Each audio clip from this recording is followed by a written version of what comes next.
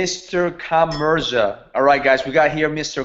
Mirza, the serial entrepreneur. I call it the billion-dollar man because that's what his goal is.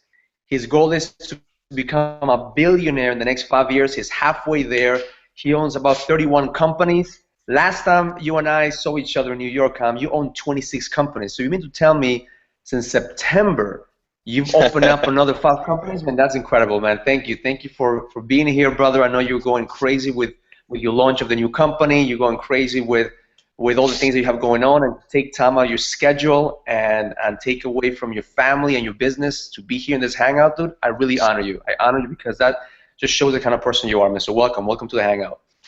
Thank you, man. Thank you for having me. Appreciate being here. And I think, at the end of the day, you're either killing yourself or you're getting killed, So we got to make the time to do these things so that we can help people kill things in life, That's awesome. That's awesome. Our intention here in this hangout, or the Next Level Experience hangout, is to really bring you entrepreneurs who are making shit happen. Because at the end of the day, we could hear all these people just talking and talking and talking about all the things that they're doing.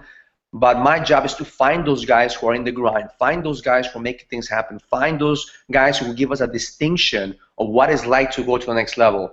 And that's what I want to have you here, Kam. If you could share some of the things that you're excited about in 2015, and also tell us what was your last day in 2014 like, because I know what your last day was like and what you were doing at the end of 2014. So walk us through the mindset of how to end the year and how to begin the year.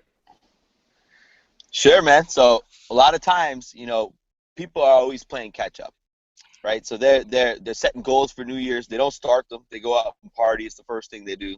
You know what I mean? And then they come February, they're trying to catch up on their resolutions that they made. And then come first quarter, life's back to normal, and they forget all about them. And, life goes on until next January, and they repeat that process. So I've done all the partying and the enjoying and all the things you could possibly do on New Year's.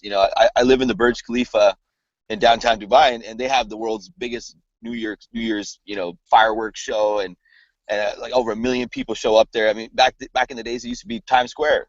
Times Square was the biggest thing that everybody wanted to go to New Year's. And I mean, I've experienced it all, even to the current stuff now. And this year I wanted to really, really step up my ability to chase my dreams, my ability to operate at that next level.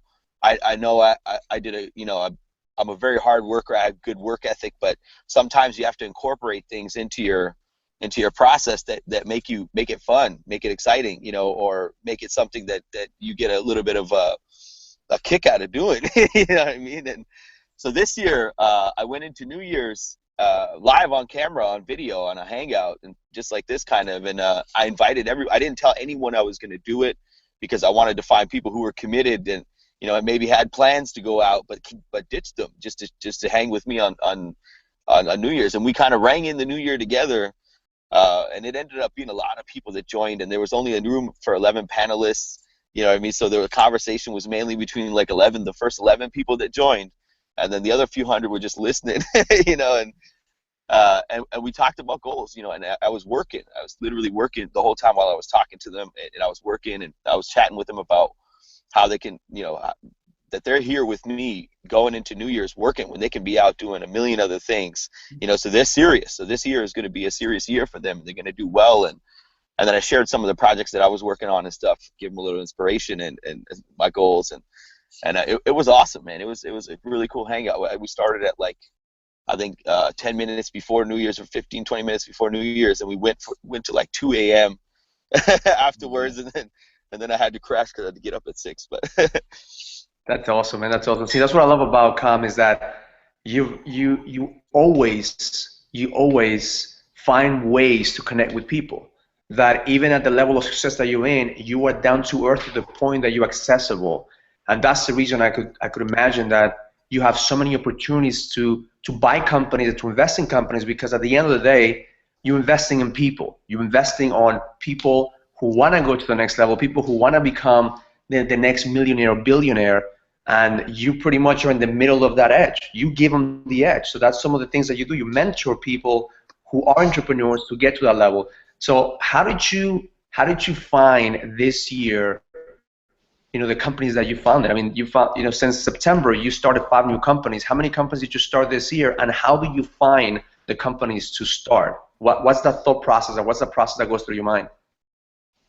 Oh man, aside from the investing stuff that we do, which is a lot of inflow that comes to me in terms of investments and things like that, and then finding entrepreneurs to back, we try to just start, I try to identify wherever that I can find a problem in business, and I obviously travel a lot. I connect with a lot of entrepreneurs, and I'm having high-level discussions with high-level entrepreneurs, and it's always about what problems we can fix, what's going on that, there's room or margin to be improved or something like that. And then we end up trying to start companies that we know can disrupt the larger company's business model a little bit. And that'll give us, we always go into it looking for the exit, unless it's a really great cash flowing business. And when we go into it looking for the exit, we try to identify which big company out there has a war chest of money that they're sitting on, that they need it, like a Facebook that will buy out, WhatsApp for 19 billion or Instagram for $1 billion or whatever, because those things have the ability to disrupt their business model, and they're already at the top of the food chain. They don't need the small guy coming up and competing with them. They need to buy them out, nip it in the bud, and put it to bed, and yeah. So we try to start companies that approach things that way, and or could get funded really fast or big, and give us the ability to create immense value for our time that we're putting into starting all these companies and stuff. I used to do things a lot for the money, and I was always like, man, let me just try to make that million or that 100 million, or and a lot of times, I would work my ass off, work myself into the ground, trying to get to that level of money that I was chasing. Because when you focus on money, you overlook or neglect all the other things that are much more important to your business success than a number of what you earn. You know what I mean? Like developing your ability to speak, or developing your ability to perform, or having some good health, or making sure you're working on your network and the people you surround yourself with. And a lot of entrepreneurs who are just money focused don't do that. They think that let me go out and find the next guy I could do a deal with. Let me go sell this. Or their mindset is a poverty mindset. And I think anyone chasing money in 2014 is got that poverty mindset. And it doesn't matter how much money we make. I know entrepreneurs that are making millions of dollars, and they're mentally broke because they're it's almost like they're a slave to money, And so something I learned a lot in 2014 that I guess I've been learning it for a few years, but it really came into full consciousness in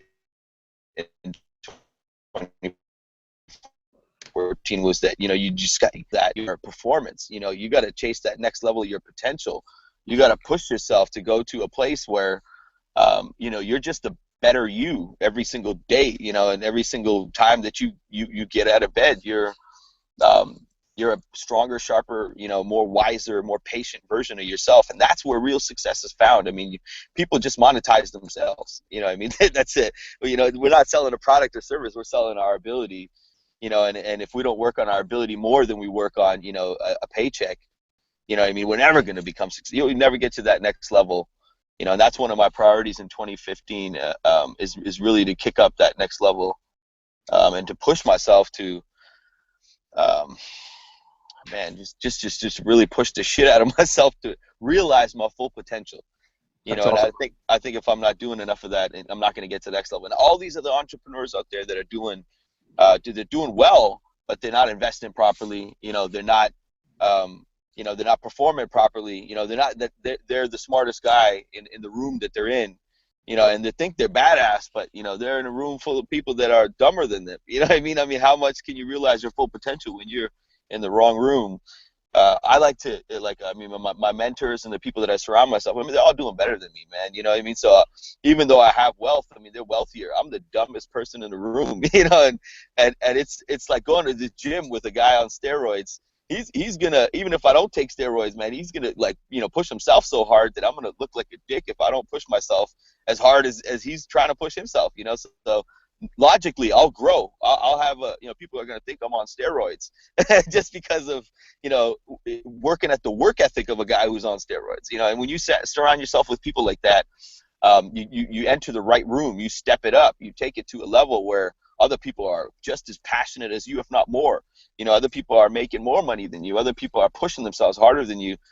Man, you have no, you know, nothing can stop you at that point, man. You're just going to grow and grow and grow and grow. You know, and that's the key, I guess you can say, to getting to the next level.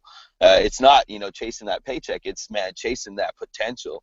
You know, and really, you know, creating the surroundings and the environment and the education to realize that potential and going after it, you know.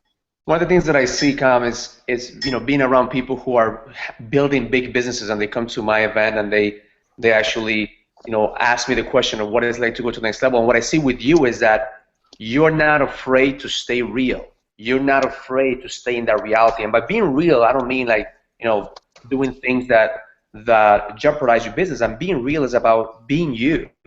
I think a lot of entrepreneurs, the reason that they're unfulfilled is because they are achieving that success, because success is their identity. The money, like you said, becomes their identity. So who are we if we don't make that money? Who are we if we don't become that billionaire? And that is the question a lot of these guys are chasing the money, because they're chasing that identity that once I make that kind of money, then I'm going to be somebody. Not realizing that they already are, and they're living in that illusion that that thing that they're chasing is going to make them happy. So what's your take on fulfillment from people that you know and that you surround myself with? That's a good question, man. You got to look at it from a self-worth perspective.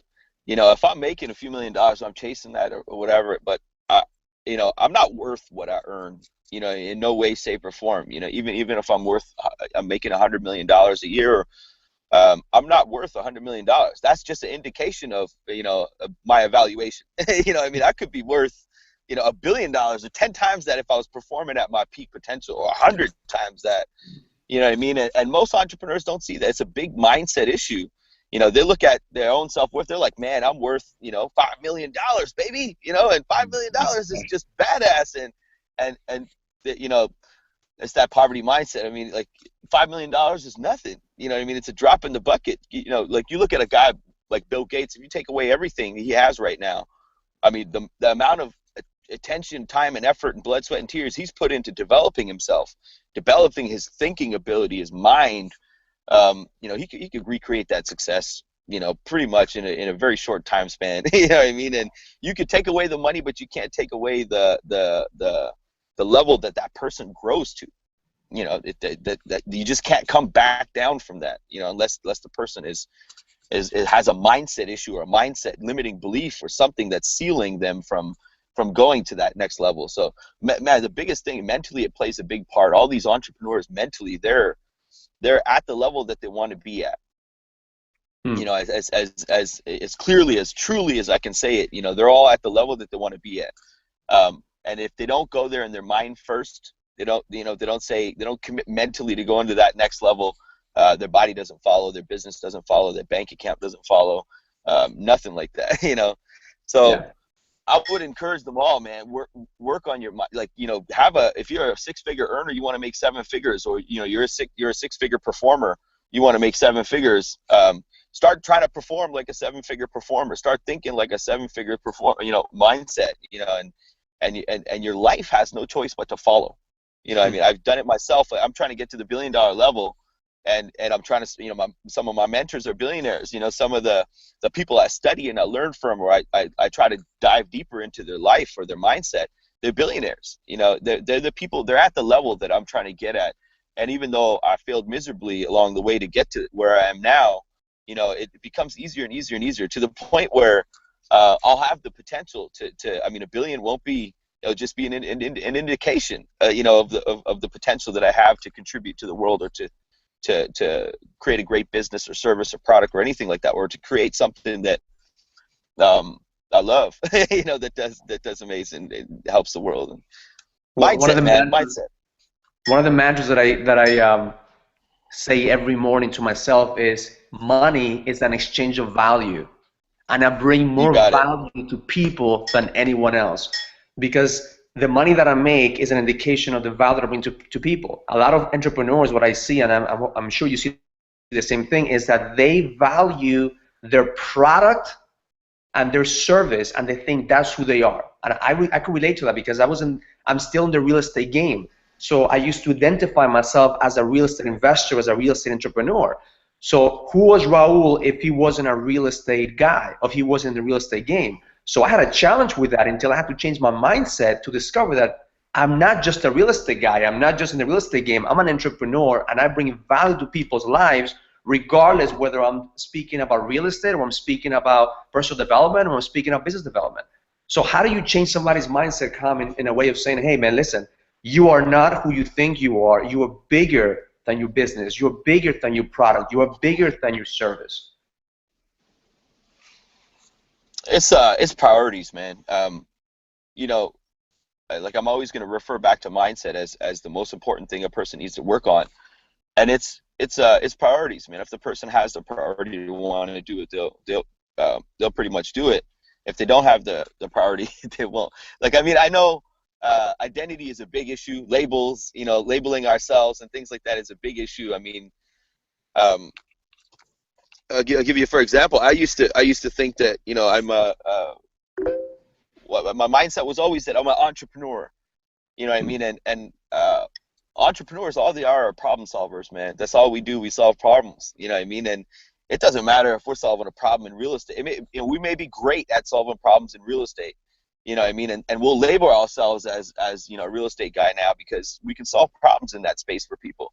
But at heart, we're entrepreneurs, man. If you can solve one problem, you can solve many problems. You know what I mean? You have that ability and gift to be able to do that. So, you know, labeling ourselves to one thing it's a limiting belief, I think. You know what I mean? And it actually holds us back from getting to the next level. And to conquer that, you have to solve, you know, try your hand at solving a few more. You know what I mean? Try your hand at solving a few problems and stuff like that. And you should be able to overcome that limiting belief. You should be able to evolve. If you're not evolving, you're not growing. You know what I mean? It doesn't matter if you're the king of real estate. You know what I mean? You are dying as a human being, and you are dying as a person as an entrepreneur, because, you know, all you're doing is solving one problem. One of the challenges that people have when it comes to the next level experience events is the ability to change identity, because we identify ourselves so much with what we do that once you take away what we do, it's like, who are we? You know, who are we? So that's what I'm always interested in knowing. Like your identity is 31 identity, because you have 31 companies in 31 different places. So you don't have that problem anymore, because you already know that you are not what you do. You are a problem solver, so it doesn't matter what kind of industry, what kind of niche you go into, you're gonna solve any problem. So in that perspective, the mindset of a problem solver has to be expanded from a mindset of just an entrepreneur or a millionaire or a billionaire.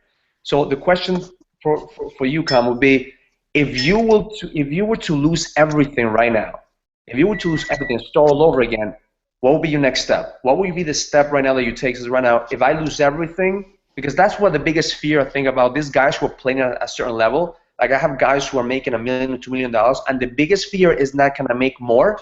The biggest fear is, can I keep what I'm making? Because it took me such a long time to make this money that I don't want to fuck it up. Like, I don't want to fuck it up. So they were badasses when they were making the money. They were badasses when they were making the deals. But there's something shifted in their mind that they became afraid to screw it up, and they became afraid, so they don't take risks anymore. So therefore, they're just holding on to the stuff that they have. And like you said, if you're not growing, you're dying. So what would you say to a guy that's holding on to, you know, his $2 million company or $3 million company? He's like, I don't want to mess it up, and he's afraid to take risks to go to another level. I would tell them, look, man, if you don't go to the next level, you're already at the lower level. You're on your way down, brother. You know, you're on your way down to the lower level.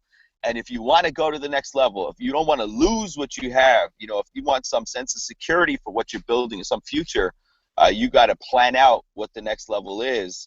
You know, you got to plan out some investing. I mean, the most confident thing I think I did for myself as an entrepreneur financially is learn about investing. You know, spend a lot of time and effort to painstakingly learn about investing, so that the money I made I could keep. The money I made I could park somewhere and grow. You know, the money that I made I can compound, and I wouldn't have to continually make more and more and more and more money. I don't have to keep working for money. Eventually, my money builds up enough to the point that it works for me, and I don't have to do anything. I only have to do the things that I want to do, or the things that I commit to doing, as opposed to things that I'm forced, to do. Or it's a necessity, for a priority to me to do, because otherwise I don't eat, or I don't, survive. So I would tell them, look, have a practical plan, lay it out, and say, look, this is what the next level is. How can I grow my 2 million? You know what I mean? How can if you look at a rich person or a wealthy person, I mean, I'll give you an example of how I made some money early on, in my early 20s, and I became, I guess you could say, rich then, and then I went broke because I didn't know the difference between assets and liabilities. I didn't know how to grow money. I didn't know any of those things.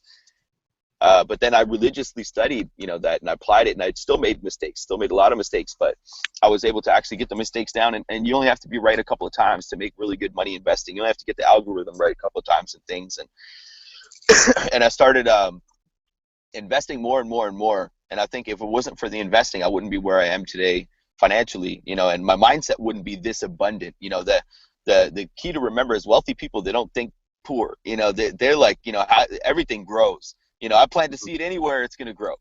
So I just got to find the right places to plant the seeds, and keep planting them like crazy. And if I'm doing nothing 90% of the time and planting them 10% of the time, which is what people tell us to do. I mean, in most middle class America, they tell you, invest 10% of your money.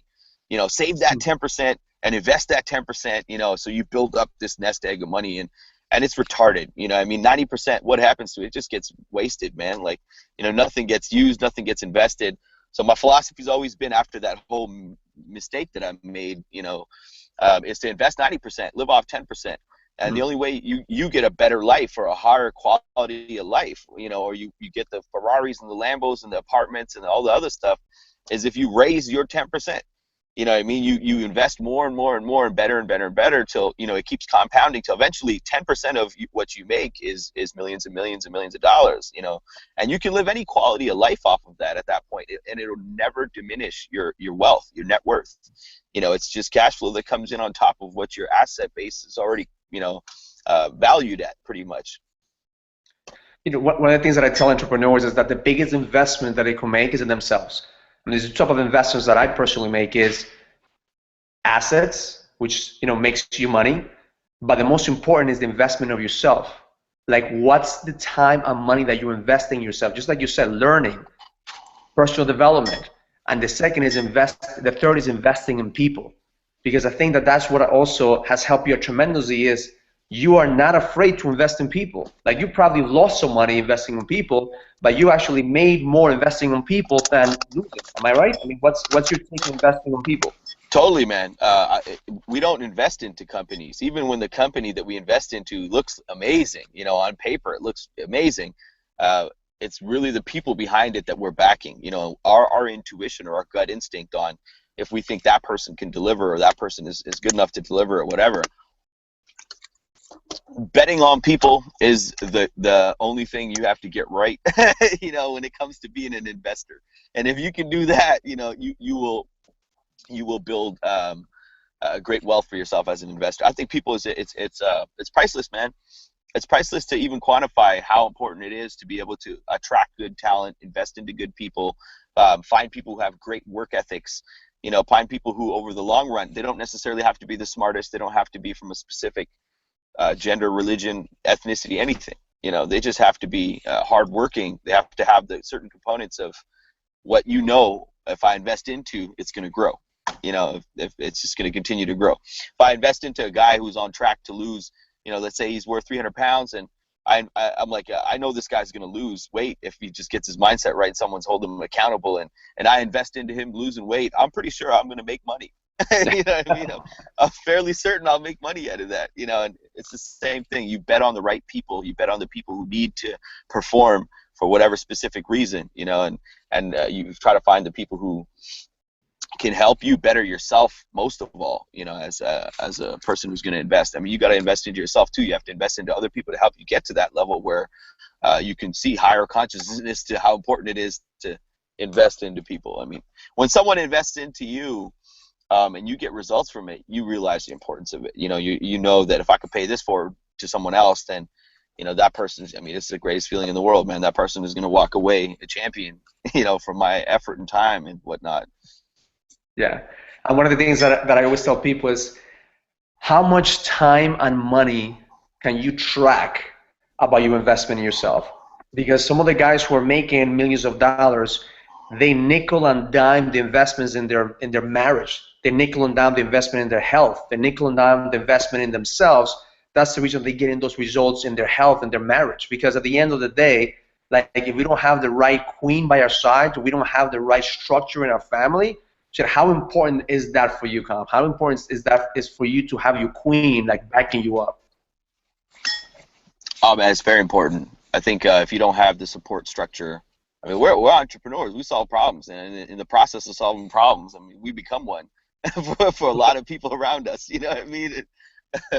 And if you don't have that support structure, if they're not, committed to your dream and your goals, and if they're not alongside you, life is hell for them, and life is hell for you in terms of the relationship. So you definitely have to have people who are committed to the same thing, like minds of what you're trying to achieve. They both understand the value of it. From a relationship with a spouse perspective, I mean, the spouse has to know that you don't love working. You know what I mean? You're out there doing it because you're providing for your kids and your family, and that's what drives you. To be able to be that provider. You go through shit, man. As entrepreneurs, we go through some like the biggest headaches that if we were to give that over to our wife mentally, they'd be like, oh man, they'd have emotional breakdowns. Yeah. You know what I mean? And we're pushing through all that shit just for the sake of providing, and for the sake of security for our family and things like that. So, if the wife doesn't understand that, she's going to have a hard time. She's going to say, well, you don't make time. You're too busy working. It's a competition between you and work. You know what I mean? And you're not cheating with another woman, but you're cheating with work, and they're jealous of your work and stuff like that. So they got to respect what you're doing. They got to know why you're doing it. And vice versa. At the end of the day, we know, we can't keep pushing the pace and neglecting the other things in our life that are giving us that support, that sense of urgency to become a provider, that sense of hustle to a motivation for why we have our purpose. They give us purpose. They give us tremendous things that we wouldn't be nearly a man without those things, the opportunity to deliver those things or fulfill those things. So as a man, I mean, women are emotional creatures. Yeah, you know what I mean? At the end of the day, we think rationally, like, very simple 1, 2, 3, and they think, in color. We're black and white. They're like in living color. They're just crazy. So, and that's a beautiful thing about understanding women, man. It's kind of understanding. Like I think that if you could manage 31 companies, man, you have no problem understanding your wife. Because my wife is like an ocean of emotion. I mean, I can say, here's the biggest problem for men is to understand that the problems that the women have has nothing to do with you. Like, has nothing to do with it. It has to do with the way they see themselves. And that took me a while for me to understand that. As an entrepreneur, like, we are driven to solve problems, so we're constantly trying to solve the problems on our wives as well. And I don't know about you, but that pisses my wife off when I try to solve her problem. I'd rather just hold the presence and understand her than to solve a problem. Yeah, man, I'll tell you the secret of what works for me, and I've tested all kinds of things, to try to find that supportive balance for myself, so I can go out and do what I love and go out and do, what I was created to do. And women are emotional creatures. All they need is attention. And I'm sure you've experienced this too. They once in a while, she needs a friend. She doesn't need a husband. We need wives. We need a wife. I want a supportive, 100% loyal, unconditional, loving wife. But women need a friend. And a lot of times we're too busy being husbands. We're out there working, hustling, doing what we can to provide and all that. They need a friend once in a while, and then they have to find that outlet in someone else, or it suffers the relationship. So if you could be a friend. If you could just try to find a way to be a friend, which is like go to the movies together, go do something fun together, give her some time and attention to talk and get stuff off and get the emotions that she's bubbling up with all the time off of her chest, and off of her mind, and put issues to bed. Trust me, man, she will love you and support you unconditionally. She will give you every machine in the workplace. But if you if you come home and you're like, here, honey, here's some money. Go find some friends. Go find something to do. I can't be your friend right now because I'm too busy being your husband. you know, that's going to affect them on an emotional way, you know, and eventually they're going to deal with it in a some kind of, you know, relationship disruption, you know, which slows everything down for everybody. And I think there's a lot of guys who understand that there's a thin line. There's a thin line between the king and the warrior. Like most entrepreneurs are in the warrior mentality. The warrior, like, let me just bang this out. Let me just kill the dragon. Let me have the fight. And the warrior is constantly looking to fix his wife. The warrior is constantly trying to figure out what's wrong with his wife. The king, in the other hand, the way I look at it, knows that there's nothing wrong with his wife. He's not looking for a perfection. He's just looking to hold a presence for his queen, because the queen is going to do whatever she's going to do. The king's job is to hold presence. What's your take on the metaphor of warriors and kings? You know, I translate it same, you know, as an entrepreneur. I've always got this entrepreneur mindset, so I translate it the same thing. You know, it's just the battlefield. The names are different, but it's the same thing. You know, as a king, a king has to do certain things to perform certain ways. As a queen has certain responsibilities. If both of us don't know our responsibilities, you know, and what it takes to be that person, then it's tough. You know, it's very tough to run a kingdom like that. You know, or to have a successful kingdom at least like that. You know, but if everybody knows their rights, you know, their responsibilities, their duties, you know, of what makes this work successfully, and we're all committed to it, you know, we'll still have problems like anyone else, you know what I mean? But most of the time, you know, we'll have unconditional support. We'll have a great relationship. You know, you'll always be, as a king, you'll always be biting off more territory than you can even chew. Yeah. Because you know that, you know, you're doing it because you're building something for your queen and your kingdom, and that's what entrepreneurs do, man. That's what kings do, you know. And the queen just has to be supportive, man. Yeah. Here's another distinction too for a king and a warrior. The king contributes. The king is looking for the bigger picture and the empire. The king has a vision to conquer. The warrior is looking to take. So I know that right now you're working on a huge project to contribute, right? So tell us about the project that you're working on to contribute. Yeah, man, it's called thecontribution.org. And basically what it is, you know, I spent a lot of time in 2014 helping entrepreneurs because I felt my superpower was the ability to help entrepreneurs get to the next business level, you know, and that I did that very successfully. Like I have, you know, a lot of students that added $1 million more to their businesses, and you know, we had a lot of financial successes, but I'm just one person doing what I do best. You know, I mean, one person practicing my gift every day and gifting my gift to other people and stuff like that. But if I could create a system or process to allow other people, to allow anyone at any age or any level of finance or anything like that to start contributing their superpowers, to first, one power, two, help them recognize it, you know, as a superpower. Yeah, and three, help to give them practical ways to start applying their superpower.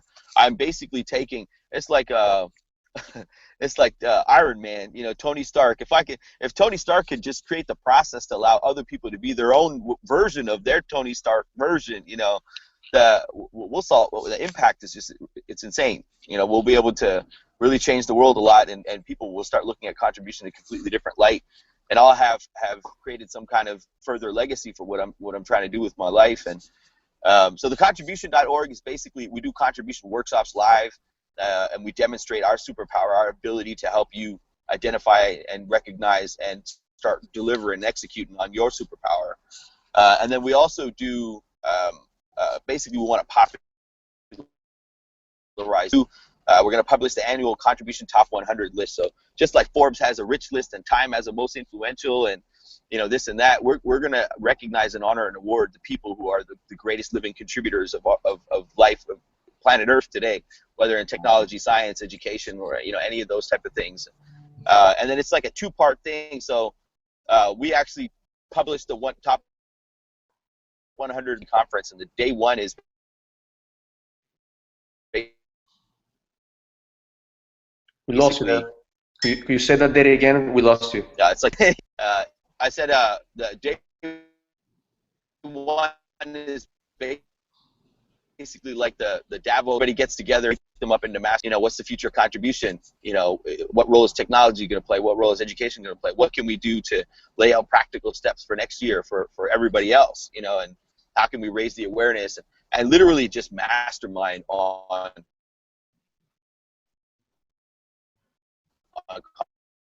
contribution at large. And I think it's great, we're going to create some awesome solutions for the world going forward. And we're also going to popularize it a lot. And then day 2 is like a charity awards dinner gala where we honor and recognize them, for their contributions. We give them awards, and we try to get a bunch of media there to cover it and stuff like that. So it's almost like its own platform for contribution. Where do you go when you're ready to contribute? Yeah. You don't go anywhere because your mindset is on the fence. You know what I mean? So as soon as your mindset is, we push you to that point. We help you get there. And then we give you the practical steps of what you individually, uniquely yourself can do. A lot of people will start contributing. There's all kinds of ways to do it. ALS and that whole ice bucket challenge, it came and went like the storm, but they raised over $100 million. You know what I mean? And that was all social currency. That was all the power of social currency. There was people spending financial currency to actually gain social credibility and currency online through the ice bucket challenge and stuff like that. So I think, online we can contribute time, money. We can contribute time, status posts. We can contribute network. We can contribute leverage online, readership, eyeballs, all kinds of things that can further causes or make contribution greater in the world. It's just we're not doing it, and no one's popularizing it. No one's making a platform from it, and no one's educating people. And no one's tackling the problem, in a creating my own Facebook type of way, or something like that. So I love it, man. That's the goal, man. Because you're all about mastermind, man. I think that's what we met. We met in a mastermind, and then you spoke at my mastermind event at least twice in New York. So that's the power of mastermind. Like, people always ask me, like, Raul, how do you meet cool people? It's like, I get out, I mastermind with them.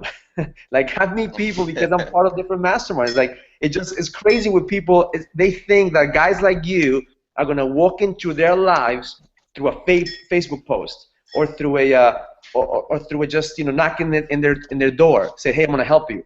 You have to get out there and mastermind with like people. You have to get out there and mastermind and invest in yourself, invest money, and go into get yourself out of a comfort zone and be able to be around people who are playing at a bigger level in life. I think that's the reason that you came to my events to speak there, is because I wanted you to give these people a different view of what it's like to mastermind at a high level. So what was your experience at the Next Level experience?